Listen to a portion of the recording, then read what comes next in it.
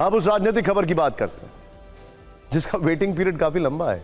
यह खबर उत्तर प्रदेश बीजेपी से जुड़ी है, जिसके नए अध्यक्ष के नाम का इंतजार न सिर्फ लंबे वक्त से हो रहा है, बल्कि संभावित नामों की लिस्ट भी काफी लंबी है। अब यह इंतजार खत्म होने वाला है। पार्टी ने यूपी अध्यक्ष के चुनाव का टाइम टेबल तय कर लिया है। 2 दिनों में यानी 14 दिसंबर को यूपी बीजेपी को नया अध्यक्ष मिल जाएगा। टाइम टेबल के अनुसार आज से ही यूपी अध्यक्ष का चुनाव कार्यक्रम शुरू हो गया है। आज के तय कार्यक्रम के मुताबिक प्रदेश परिषद सदस्यों की सूची जारी की गई है। इसके साथ ही राष्ट्रीय परिषद सदस्यों के चुनाव कार्यक्रम का शुरू हो गया है। 13 दिसंबर को दोपहर 2 से 3 बजे के बीच नॉमिनेशन दाखिल किए जाएंगे।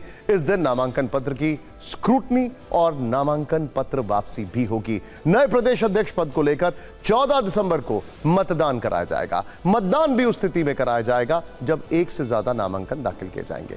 बीजेपी का दावा है कि नए प्रदेश अध्यक्ष के चुनाव के लिए संगठन स्तर पर सभी तैयारियां पूरी हो चुकी हैं। केंद्रीय मंत्री पीयूष गोयल को यूपी प्रदेश अध्यक्ष चुनाव का प्रभारी बनाया गया है, जबकि विनोद तावड़े को केंद्रीय पर्यवेक्षक बनाया गया है। राष्ट्रीय संगठन महामंत्री बीएल संतोष और मौजूदा अध्यक्ष भूपेंद्र चौधरी भी आज ही लखनऊ पहुंचे हैं। यूपी बीजेपी अध्यक्ष के चुनाव में कुल 464 मतदाता होंगे। इनमें 5 सांसद, 26 एमएलए, 8 एमएलसी और 425 प्रांतीय परिषद के सदस्य के साथ जिला अध्यक्ष शामिल हैं। नए प्रदेश अध्यक्ष के नाम के ऐलान और नॉमिनेशन से पहले आज शाम लखनऊ में बड़ी बैठक हुई। इसमें राष्ट्रीय संगठन महामंत्री बीएल संतोष, बीजेपी यूपी अध्यक्ष भूपेंद्र चौधरी, संगठन महामंत्री धर्मपाल और दोनों डिप्टी सीएम समेत कई बड़े नेता मौजूद थे। आमतौर पर बीजेपी में सर्वसम्मति से चुनाव की परंपरा है, यानी जो व्यक्ति नॉमिनेशन करेगा वही यूपी बीजेपी का अध्यक्ष होगा। अब जब नॉमिनेशन में सिर्फ 1 दिन का वक्त बाकी है, तो सवाल यह है कि यूपी बीजेपी का अध्यक्ष कौन होगा। पॉलिटिकल कॉरिडोर में कुछ नामों की चर्चा है। एक एक करके उन नामों को देखते हैं और उनकी मजबूती और कमजोरी भी समझते हैं। पहला नाम है बीएल वर्मा। यूपी बीजेपी के अध्यक्ष के लिए उनका नाम सबसे आगे चल रहा है। ओबीसी कैटेगरी में लोधी समुदाय से आने के साथ साथ केंद्र में मंत्री हैं।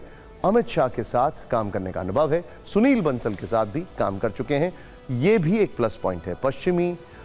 पश्चिम यूपी में लोध वोट बैंक को एकजुट करने में काफी फायदा पहुंचा चुके हैं। Excuse me. दूसरा नाम है पंकज चौधरी का।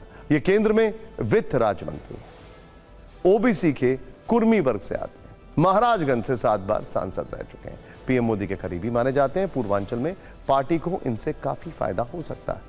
इस लिस्ट में तीसरा नाम है साध्वी निरंजन ज्योति का। ओबीसी वर्ग में निषाद मल्ला समुदाय से आती हैं। जातीय गणित के साथ साथ भगवा धारण करना, महिला होना और किसी के गुट में नहीं गिना जाना इनके लिए काफी फायदा पहुंचाने वाला है। यूपी बीजेपी के पूर्व अध्यक्ष स्वतंत्र देव सिंह भी अध्यक्ष पद की रेस में। फिलहाल वो राज्य सरकार में जल शक्ति मंत्री हैं। पीएम मोदी के करीबी कहे जाते हैं। आरएसएस से जुड़े रहे हैं और संगठन में काम करने का अनुभव भी है। संभावनाओं और कयासों वाली इस लिस्ट में यूपी सरकार के मंत्री धर्मपाल सिंह का भी नाम है। यूपी के बड़े ओबीसी नेताओं में गिने जाते हैं। राजनाथ सिंह और उमा भारती के करीबी माने जाते हैं। छठा नाम दिनेश शर्मा का है। राज्यसभा से के सांसद हैं। यूपी सरकार में डिप्टी सीएम रह चुके हैं। सरकार और संगठन दोनों में काम करने का अनुभव है। पीएम मोदी, सीएम योगी और संघ सबका भरोसा हासिल है। 7वां नाम अमरपाल मौर्य का है। ओबीसी वर्ग से आते हैं। संगठन में काम करने का लंबा अनुभव है।